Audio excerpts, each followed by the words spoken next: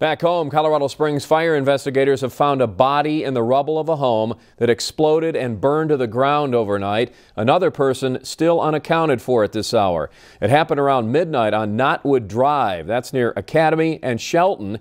And that's where we find News First 5's John Romero live tonight with more on the investigation. John?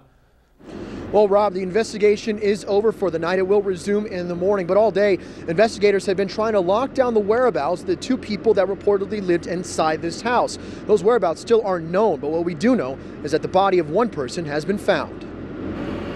The house was completely engulfed in flames. There was like nothing to be done for the people inside. A house explosion and fire destroyed this home on Knotwood Drive. Around midnight, a loud explosion rocked the quiet neighborhood in southeast Colorado Springs. Me and my husband were sleeping in bed and we heard a loud explosion. It rocked our whole house. It set off my husband's truck alarm.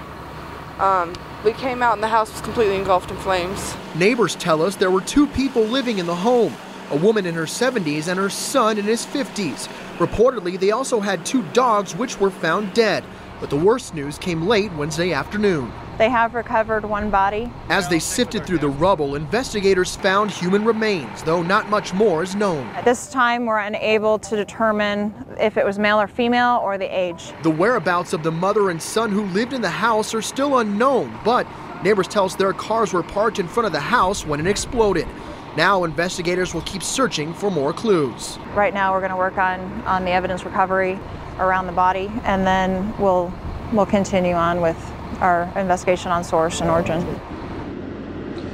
And we also spoke to people from Colorado Springs Utilities today. They tell us they have not been able to fully investigate inside the remains of this home yet, but they did do a preliminary checking out the outside, and there was no signs of a gas leak around the perimeter anyway. And again, as we said, they will start an investigation again tomorrow morning. Reporting live in Colorado Springs, John Romero, News First 5.